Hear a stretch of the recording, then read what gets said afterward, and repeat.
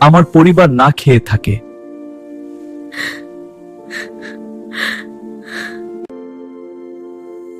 আমি তোমাদের সাহায্য করব। এগুলো তোমার পরিবারের জন্য। ধন্যবাদ।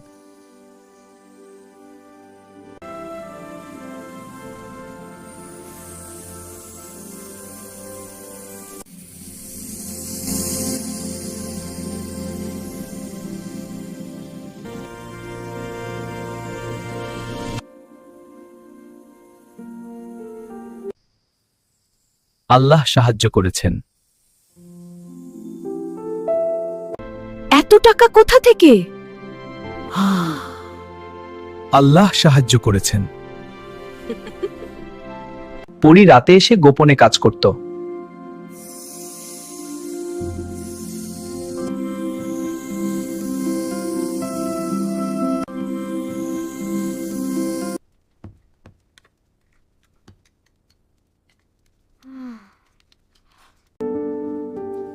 আমি আগের চেয়ে ভালো আছি। রিফাত আবার কলেজে পড়াশোনা শুরু করলো। যাই আব্বা আম্মা। আমি সবসময় ভালো মানুষ থাকব। সৎ মন আর ধৈর্য থাকলে অলৌকিক সাহায্য আসেই।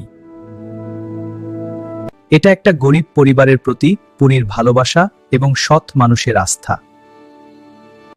তুমি চিন্তা করো না, আমি সব সময় তোমার পাশে আছি। বিপদে আমাকে স্মরণ করবে, আমি তোমার পাশে থাকবো।